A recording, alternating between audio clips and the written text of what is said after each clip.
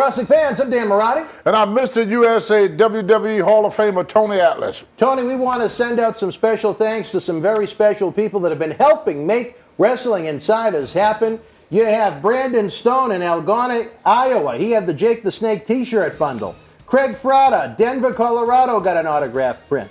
Frank Riley of West Long Branch, New Jersey, the Undisputed Era autograph poster. Robert Brown of Nashua, New Hampshire. He's one of the heavy hitters. He's a big help to what we do, Tony. He got autographed posters of Finn Balor and Adam Cole. Joshua Kraft of Akron, Ohio, got the Asuka WrestleMania 35 photo. Summer Robbins of La Puente, California, the Sasha Banks WrestleMania 36 autograph photo. Sasha Banks autograph photo. And then, Tony, I know we were talking about this one before we went on the air. Mary Barrow of Montclair, New Jersey. She got the Braun Strowman autograph poster, not for herself, but for her niece Jackie, who was celebrating a very happy birthday. So we got to send Jackie a big happy birthday shout out. Happy birthday, Jackie. Jackie, happy birthday from a WWE Hall of Famer. All of the people we just mentioned have been getting, as you see on this set, we have such a great array of merchandise, autographed photos, autographed posters. We got Tony's artwork. We're going to be talking about that. We've got DVDs. We've got so much more on eBay.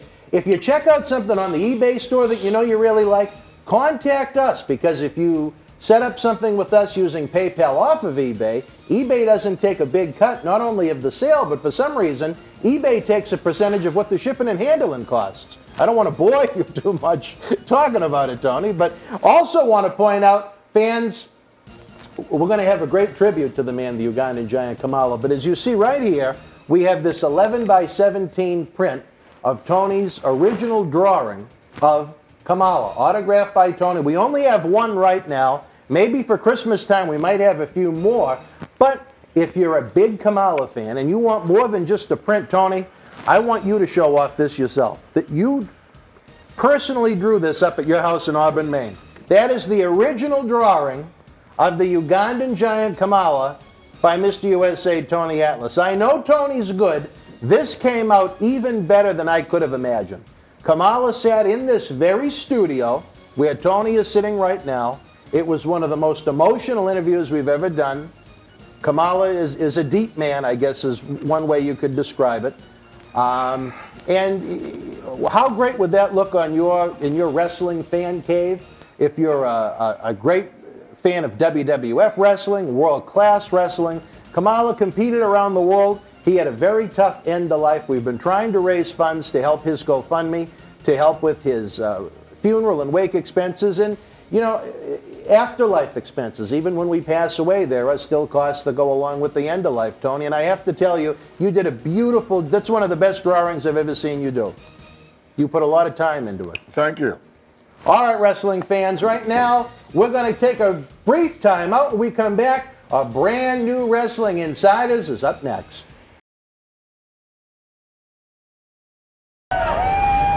This is Mick Foley. This is Harley Race. This is Shelton Benjamin. This is Mr. Wonderful Paul Orndorff. This is the Monster Abyss. And this is Daniel Bryan. This is JBL, and you're watching the MWF. Be there live.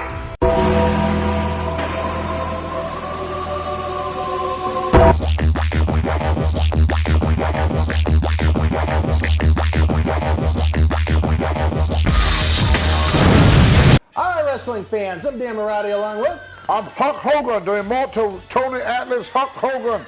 Oh, fans, you know what time it is. It's Tuesday, it's 9 o'clock, it's Wrestling Insiders at your house. Tony, for the first time since February, you're here in the studio talking wrestling. We had fun on your porch this summer. Yes, we did. But I want to make an apology first. You owe me many, but let's hear it. The last time we did an interview on Boston Wrestling, I made a challenge. I want to retire from the ring.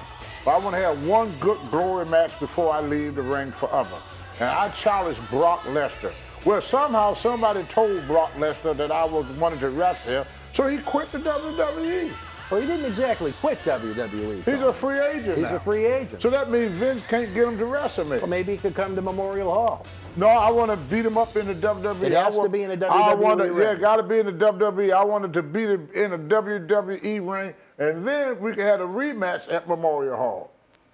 We'll take it if we But can Brock, get it. don't quit because you're scared of What? me. I mean, I wasn't gonna hurt him that much. You know that, Dad. I'm gonna beat him up a little bit. Just a but little bit, just a smidge. just a little bit. So now that Brock is no longer there, who you think I should challenge now, Dad? Roman Reigns, I don't want to get hurt. So give me someone else. The Fiend, That'd be a good Bray match. Wyatt, Tony Atlas, and The Fiend. Yeah. Oh, Randy Orton's supposed to be the legend killer, right? Well, you did work with his father and grandfather. And grandfather.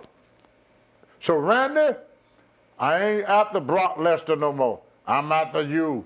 I'm the only legend you know you can't kill. Go ahead, Dan, with the show. All right, Tony, here on Tuesday nights, we love to do the live premiere. Tony, you're not on the computer, but I like to chat along with the fans. Over to your right. And, of course, when we are live, we have that gray super chat button going, baby. Every time the fans hit that super chat, it's almost like tipping the bartender. It helps keep these shows going because we got great fans like Slick Rick. We got Jan in the Netherlands. We got J.A. Will. We got Trigger Trey. We got Tina or Tania or Estonia, whatever name you go by. You don't fool me. We got Maria.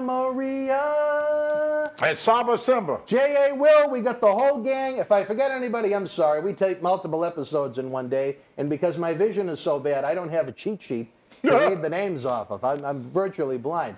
All right, Tony, sad news. We talked about it with Marty Jannetty on the air not too long ago. We lost one of the great legends of professional wrestling, a man you've made this beautiful drawing of, as we showed off earlier. We only have one of these. It's going to be available on eBay. If you're interested, we want to try and help Kamala's GoFundMe for his afterlife expenses, along with I don't want the original drawing to go anywhere because I think it's one of the nicest ones that Tony has ever done. But Tony, we lost the great Ugandan giant Kamala James Harris, a man you have interacted with throughout your career. Yes, I first met James Harris, Kamala. He was with Mid-South. The promoter was an ex-wrestler by the name of Cowboy Bill Watts. And he used to do a lot of matches with Andre the Giant.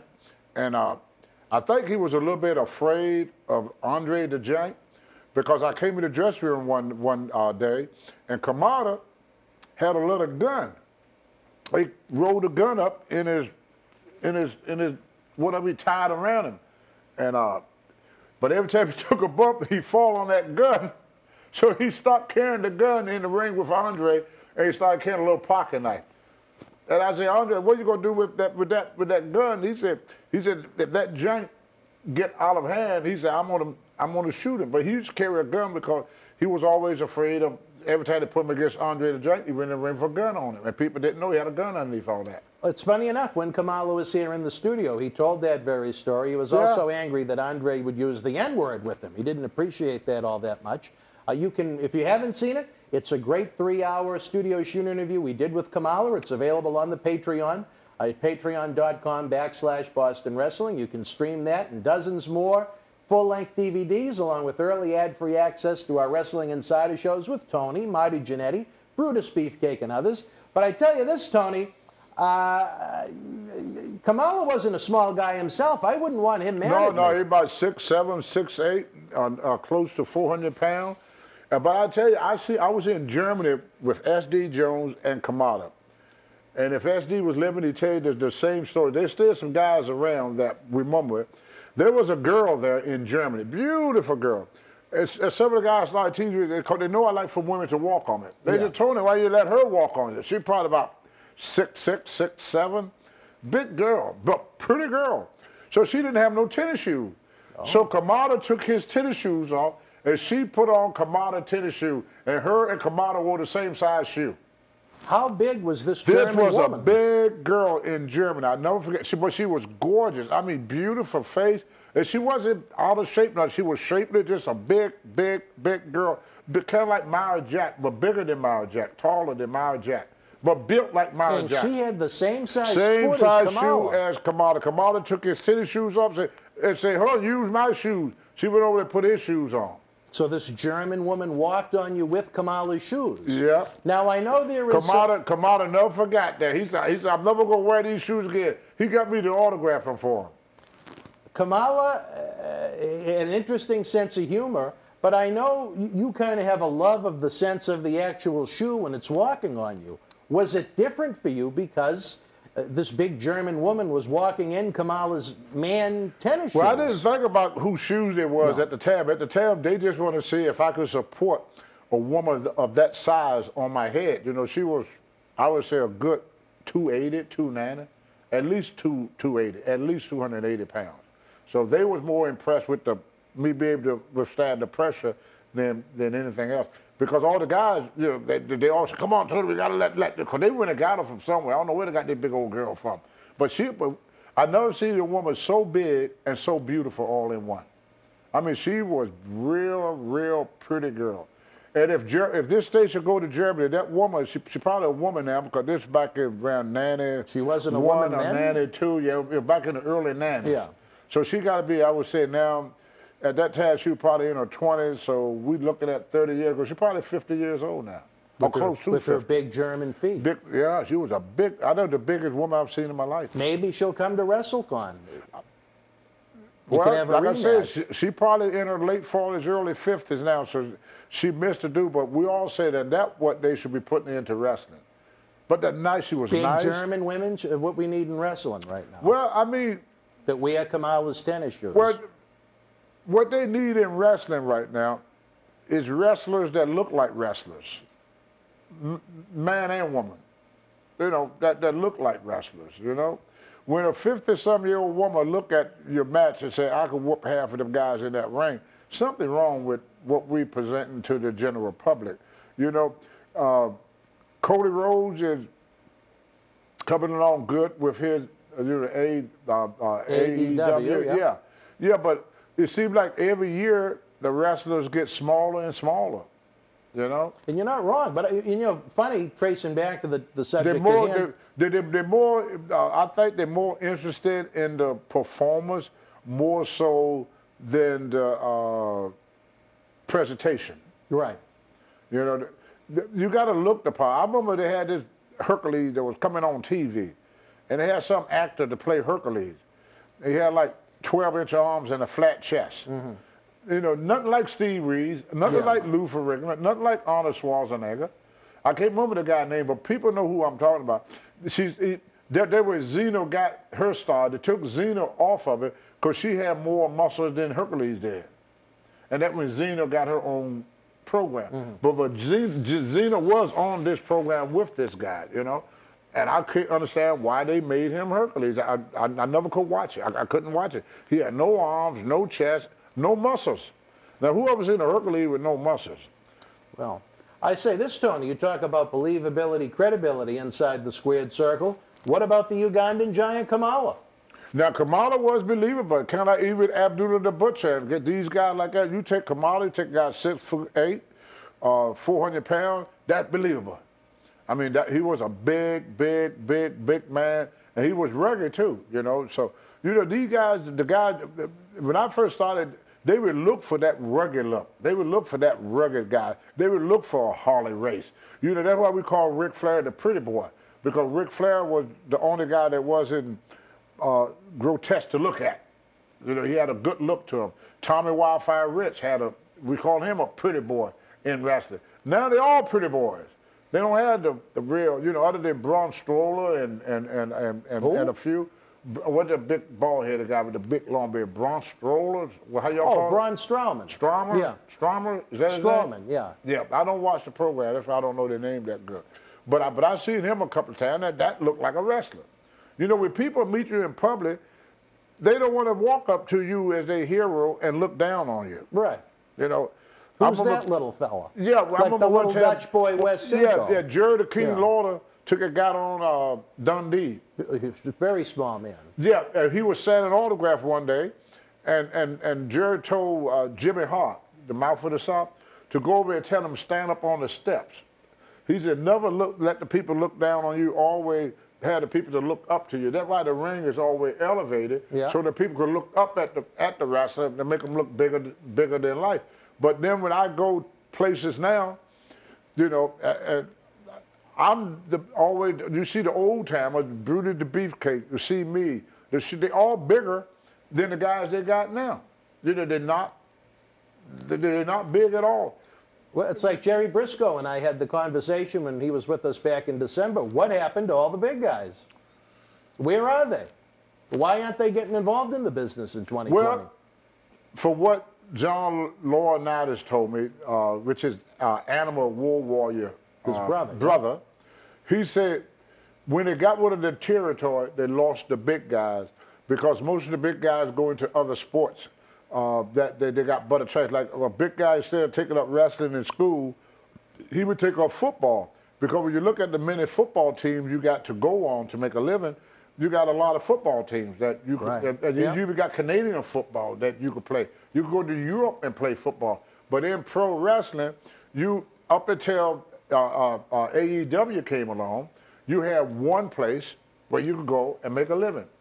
WWE. Well, there was TNA and Ring of Honor. You ain't making no money. They ain't making no money. You can't make a living with them guys. Them guys work regular job and then go wrestle. I'm talking about where you could just wrestle and make a living. See, Tom Brady don't have to go play football and then go work and play football on Sunday and then go flip burgers at McDonald's. Shoes. Yeah, he don't have to do that. You see, all them guys with Ring of Honor and all these guys, they not making enough money where they could just do wrestling, nothing else. It's kind of a flip of the coin. There are some that do well, and there are some that do need a part-time job. Yeah, but with WWE, that's it. Right, that's it. Where you wrestling. can make a full-time living off of nothing but wrestling. I don't even think AEW could do that yet. There are some guys that running house shows? No. See, so they can't do it. So they just doing TV. That's all it is. It's just TV. So a guy get paid for TV. And if a guy get $500 for doing TV, he making $500 a week. But when he add his expenses to it, he's making about $250 to $300 a week. I think they're in AEW. I think the expenses are covered. I don't think they're covering the hotel because Vince don't cover your hotel. Vince don't cover your rental car. They're about the last of the Mohegans. Just about every other group nowadays does cover the hotel. But Vince never covered the hotel unless you're a guest. That's the only person. But when I travel with Mark Henry, we pay for our own hotel. Absolutely. Right, we pay for our own hotel. When I'm with Teddy Long, we pay for our own hotel. We pay for our own rental car. We pay for everything. The only thing Vince paid for was the airplane ticket. Yep. That was it. To and from. Right. And then he would fly you into, let's say, Boston, but the show is in Portland, Maine. So you got to get a rental car and drive to Portland, Maine. You have to make your own reservation at the hotel. You have to get your own reservation at the hotel. Vince don't take care of nothing for the majority of his wrestling. Now, he may have some that he do take care of. Me and Mark Henry was not one of them. You know, a lot of guys was not one of them. You know, CM Punk was not one of them. Even when he was, you know, EWA champion, he was not one of them. He got a rental car. He went to the rental car place at the airport. He rode on a plane where they didn't have no private jet, no buses, no nothing for CM Punk. Another guy. So they don't spend a whole lot of money on guys because the way wrestling is, what a lot of people don't know, they say your contract. That you can't say, and you can't negotiate it. You either take it the way it is, or you don't get it. Because they know that they will get people. And what happened to wrestling is that a lot of people started selling themselves short of their value. You know, people say, oh, I got a $100,000 a year contract. Well, first of all, you have to deduct your expenses from it. So that's going to bring you down. It's going to cost you at least $30,000 a year just to make the show. So now you're down to $70,000. Then you got a home that you got to take care of back home.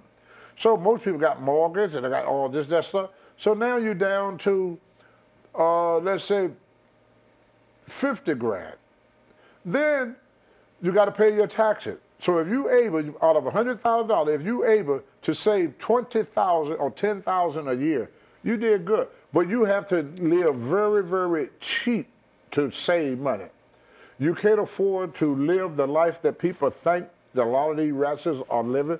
I remember reading a story real back where this young lady was on TV. Every day they was putting over. I can't remember her name. She was doing like a funny dance or something. Emma? Yeah. She wanted to get a case to put her laptop in. She didn't have the money. The case was $25. Here's a girl on TV every day, and can't afford a $25 case to put her her laptop Well, in. the good news is in 2020, the finances have changed thanks to the TV deals with USA and Fox, and as well as trying to keep talent away from AEW. Most contracted talents on Raw and SmackDown, not NXT, but on Raw and SmackDown, most right now are at $400,000 a year and up. So the finances are going up big time. The question is, if AEW goes under, what happens to those contracts? Will we see more releases? Of course. I think so. Of course. But back to Kamala, Tony, what do you think his legacy is in the world of professional wrestling? A sensitive man, a good man, a believable character. I tell you, the first time I ever saw him in person against Hulk Hogan at the old Boston Garden, I was legitimately scared as a 6-year-old kid, hearing that jungle music play and having him come out with King Curtis Ayakea when he was the Wizard in Kimchi. I mean, he was a scary-looking guy before they kind of went the comedy route when he came back in 1993 and they went babyface with him. Well, I think he won't have a legacy. Why? Because the people that control what we receive out here in the general public, he is not around to keep his name going. And they didn't keep it going. I mean, he bled and sweat for all these territories for years, and then they just dropped him like a bad habit, just like it did Rocky Johnson. When Rocky lost when me and Rocky dropped the belt, they never used Rocky for anything after that. It was like out of sight, out of mind. They swept Kamala. Once they got out of Kamala what they won out of Kamala, they just threw him to the side, and you never hear any more from him. Not just from WWE, not from WCW, not from anywhere. He had a brief run in WCW in '95. They were very brief. It just, just like it throwing crumbs. And that's what it was, a crumb. Right. All he got was crumb. Once he left Vince, that was pretty much the end of his career. Wrestlers are a piece of meat. A promoter uses us when it is necessary or when we are cheap enough to work for him. Once, they would use one wrestler all the time because he's cheap. Then the money comes in, so they don't use this guy no more because they could afford other guys to work for them at a bigger price. So when the money come in, a lot of guys that bust their ass with these promotion when the promotion is down, they are swept aside and forgotten about later on when the big money come in, because then they spend all the big money on some guy that is not cheap and forget all about the guy that put in all the hours, put in all the time, put in all the days, months, and years to help develop this company. Well, Kamala was one of them guys, and the list goes on. As big as name as Junk Dog was, I remember before he passed away, was nobody using Dog for nothing. But was part of that Junkyard Dog's problem? He was out of shape. He had a bad drug problem. Is JYD responsible for that? No. There is no accountability on his behalf. No, well, you see, what caused, if you ever notice that, most of the wrestlers developed the drug problem from sitting home doing nothing. Well, I think you were on the road with JYD to know. I was one of them people, and what saved me were my artwork. Yeah. I always tell people this is my therapy. So you have to realize when you build a person up like this and make him king, and then all of a sudden you throw him out just like he's a old garbage or something, and he called, the phone won't pick up. People that roll up and down the street with him, I put that in my book. There was the only people that talked to me after I left the WWE was Mark Henry, Teddy Long, and Shelton Benjamin. The rest was like I was invisible to them. You know, they would give me their phone number while you at the WWE. But as soon as you leave the WWE, they won't answer the phone. They won't talk to you. You are out of sight, out of mind the moment you walk out that door. You everybody's friend when you're there. And that's what caused these guys to go home to get so depressed, because it's a big fall. It's not a gradual fall. They don't come down like this. They hear it, then they go bam. You get thrown off a cliff. So they're sitting home with nothing to do with themselves. They don't know what to do with themselves. It's very hard for, let's say, a guy like John Cena. If John Cena don't save his money, put his money away, from John Cena to walk into a Pizza Hut, okay, and ask for a job, Now, there's nothing wrong with working at a Pizza Hut. It's not. There's nothing wrong with working at McDonald's. It's not. But when a wrestler walk in to these jobs, is to the people like, is that John Cena? They know him from television They around know the him. world. These guys are well known. So then when Vince get word, they have to go out and work regular jobs with regular people. And most of the jobs, because they're beginners, they start off with minimum wage. And most of them got expensive cars, they got expensive home, they got all this, and they gradually watch everything that they work for, bled for, and travel for, and neglect their wives for, neglect their family for. All of that, they see it slowly disappear, where they are left with nothing at the end. So they turn more and more to alcohol and drugs. Like during this pandemic, not just wrestling, the opioid cases have went up. Yep. Suicide have went up. Because here are these people that went out, they had a job, making good money on a job. And those that is not sitting home receiving that $600 a month extra on unemployment, they go out and they work. This guy that's making $500-600 a week, now he working a job because he got pride and making $350 a week. So, but with a wrestler, everybody know who you are. Everybody know who you are. Well, Kamala did have a successful transition into driving a truck after wrestling. He was a but that was driver. caused the diabetes. Well, you know, Tony, Because truck driving, what a lot of people don't know, truck driving is a very good job for someone to have a stroke, because the circulation to the leg the blood don't move as quickly through the leg because the legs are not moving. inactivity. Inactivity. So they all end up with bad backs, bad knees, and blood clogs. So, you know, that ain't Kamala. Even driving truck, when he get out of the truck, they say, well, ain't that Kamala? People know who you are. So it's hard to fall from grace. Can you imagine back in the day you see Elvis Presley walking at McDonald's and there go Elvis Presley standing there serving you your burger? Right. It's embarrassing to the wrestler. It's something he has to swallow every night and live with, because people know who you are. You know, I had a hard time adjusting to that. I tried to commit suicide myself, and it wasn't for my lovely wife, Monica, I wouldn't be here talking to you guys now. You know, I wanted to die. I couldn't live back out in the real world, but everywhere I go, everybody knew who I were. And here I'm doing a job, a minimum wage job, because most of the wrestlers, they don't have nothing to fall back on. And with the younger guy, it's worse than the older guy, because they didn't have chance to develop themselves. You know, they cut them off at the peak. How many guys they cut loose doing this? Over 20, yeah. Over 20 guys, over 20 guys. But yet, they get out there talking about how much they love the country, but then they add to unemployment. They run the unemployment up. It's over 8% now.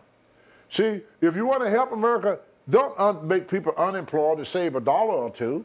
Employ people. There's lots of stuff they could have done with them wrestlers. I mean, there's nobody in the audience. I mean, it's like going to a funeral. That's why I can't watch it. It's like watching a funeral, you know. Use them guys for the audience. Take all them guys there to find them, put them on a nice little contract. They don't have to be the big contract like you said, 400 grand. Even 100 grand a year, the guy can make 100 grand a year just sitting in the audience. Have you seen the new Thunderdome setup they have at the Amway Arena in Orlando? No. I think you'll be very impressed with how they're presenting Raw and SmackDown now. They've just been doing it for a week or two, but... Yeah, but the money that they put into I band, all understand your that, point. all that money they put into band, all that fancy equipment and everything, and then to do it, they have to put more wrestlers on the unemployment list. Right. Well, you know, see, he started doing that when he put the territories out. He added to unemployment. Right. Whenever you lay people off, you add to unemployment. But then you get out there talking about how you love the country. They asked me a lot of times, they said, do they care about, I said, no, they don't care about the country. How can you care about something that you don't do nothing for? Do they care about the wrestlers? No, they don't care about the wrestlers. How can you care about the wrestlers when you won't do nothing for them when they're in need of help? Anybody be your friend. Anybody be your friend, what I learned, if you don't need nothing. But once you need something, you find out who your friend is. When I got down on my back a couple of months back, I only had one friend, one promoted friend. That's it. I wasn't the only one. You were the only one. You were the only one. You was the only one, Well, Dan. you were and the only one. I've known you since 1993. Yeah, so. yeah, but you reached out in many ways to help. Boston Wrestling reached out in many ways to help. You ran campaigns to help wrestling. You look at what you're doing now. Look at what you're doing now. You run a campaign to help who?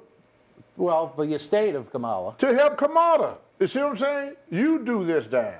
You do this. Because you know what, Tony? It bothers me because in every other form of sport, movies, television, no, they get a pension. entertainment. Well, no, what I'm saying is Football players get a everybody pension. has some kind of after-career help, whether it be a pension, a retirement fund of some kind.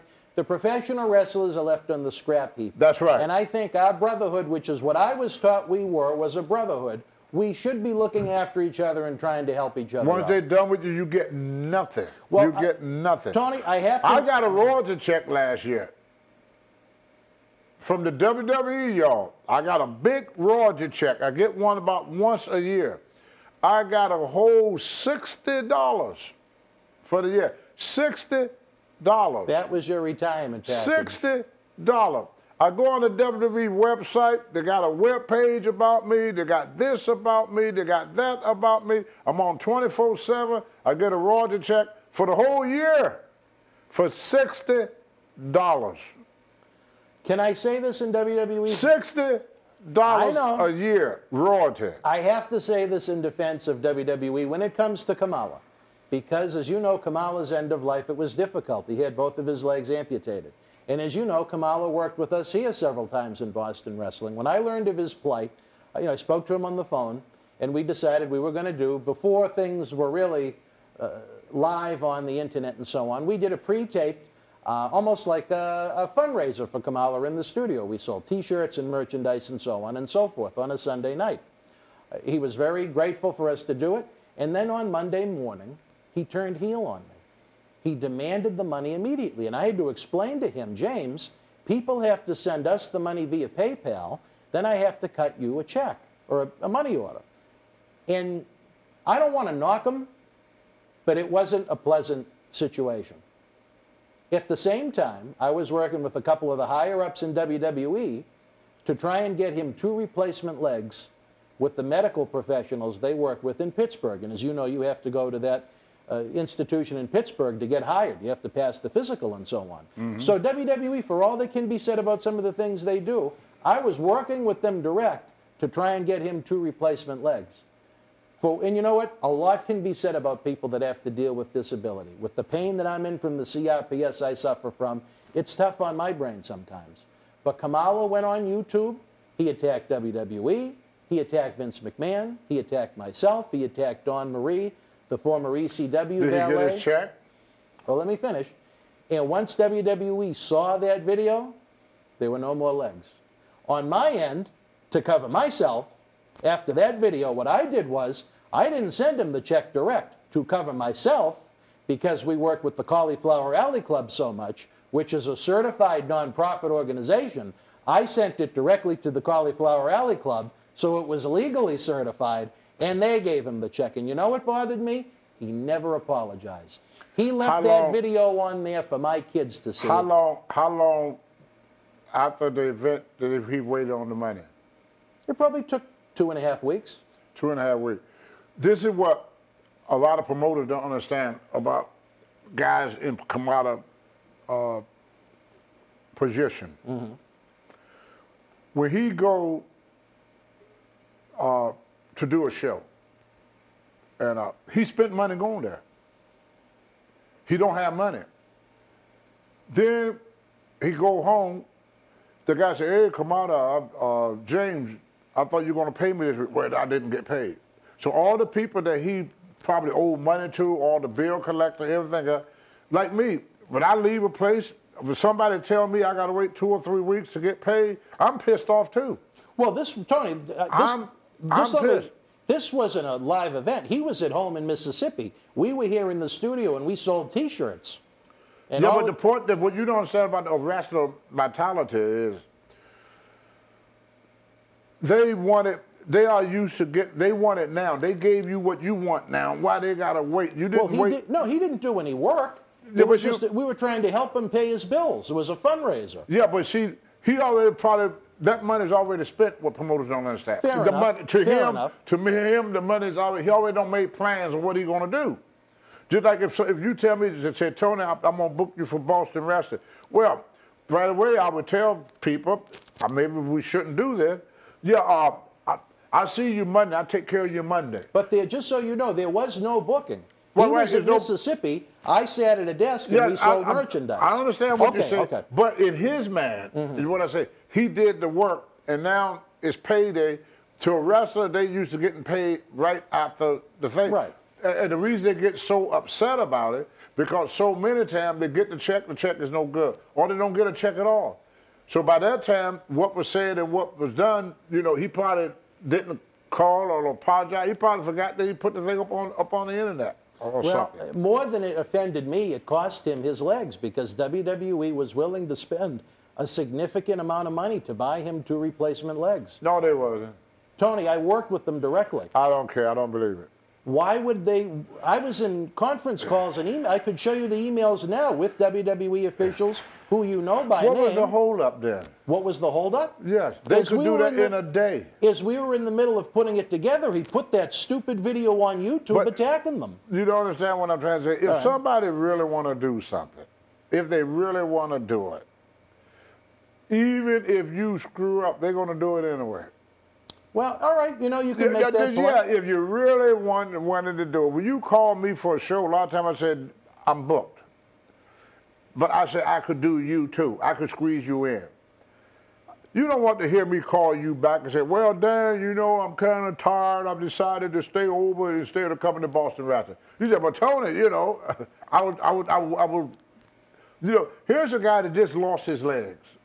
So he's in this down spiral move anyway. And that broke my heart. It really but did. How you think he felt losing his leg? Because you got to understand, it's hard to understand. My mother said, never judge a person until you walk a mile in his shoes. No, he didn't have any left at that point. Right, till you walk. He didn't have no legs. Yeah. And here he was thinking that they're going to do something, and then weeks go by, he had to wait weeks for his money, and then the WWE decided, oh, I don't like what it says, so we're not going to do it now. If I was in charge, I would have done it anyway, because that was my end of the bargain. Even if he attacked you, you would have done the legs. Yes, but I made a commitment. All right.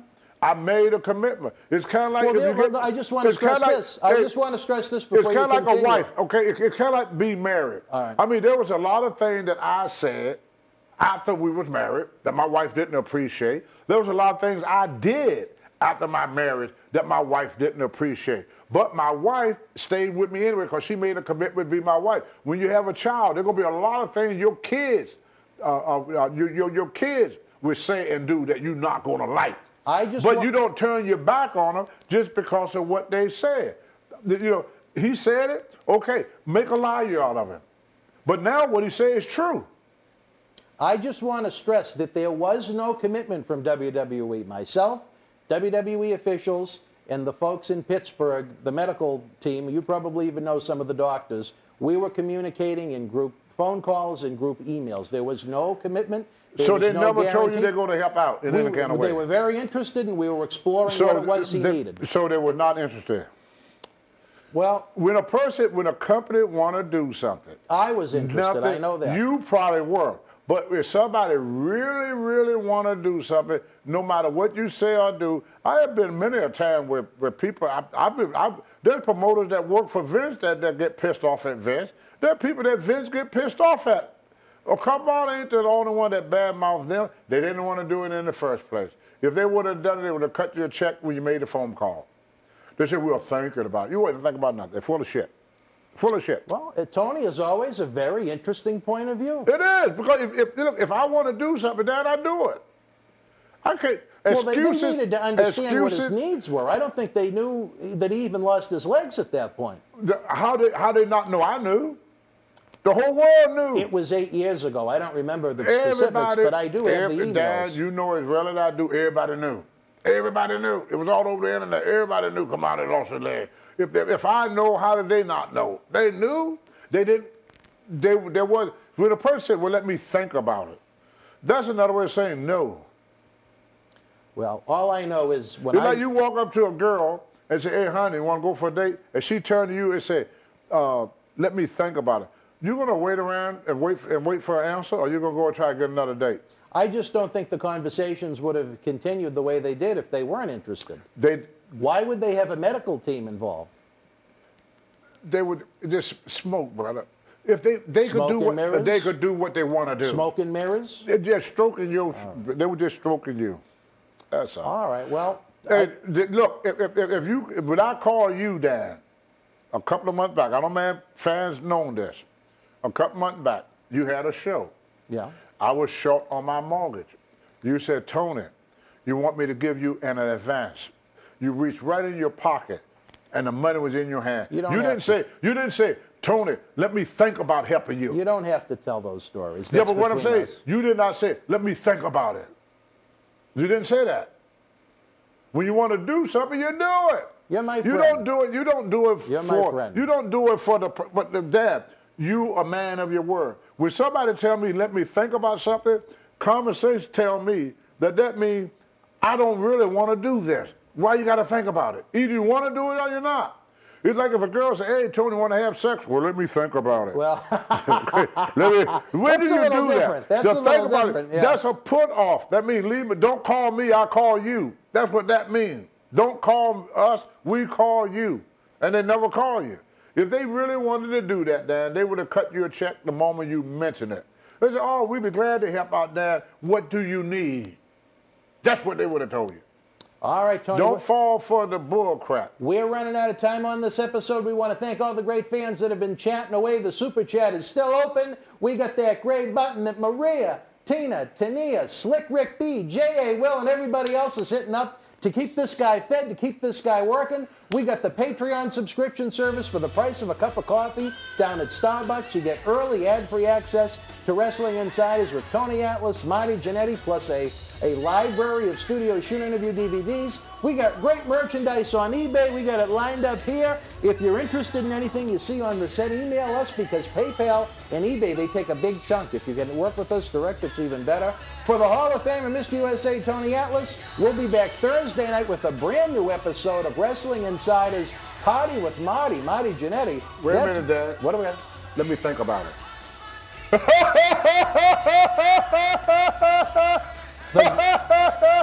The great fans at home aren't going to think about it. They're going to see us Thursday night. Don't y'all think about it. Until we speak again, folks, be well, and more important, you and yours stay healthy. Bye-bye now.